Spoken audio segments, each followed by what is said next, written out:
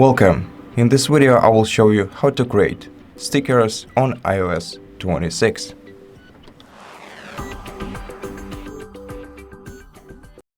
To do that, you have to open the photos, then select the photo with an object on it. You have to press and hold your finger on the object like this, then release your finger and click on Add Sticker once this menu appears. And just like this, you can add sticker. You can also add effect to it, like outline, comic, puffy, shiny, and then select Done.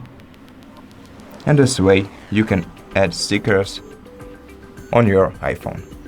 And that's it. Thank you for watching this video. If you liked it, consider subscribing to our channel, leave us a like and a comment below, and I'll see you in the next one.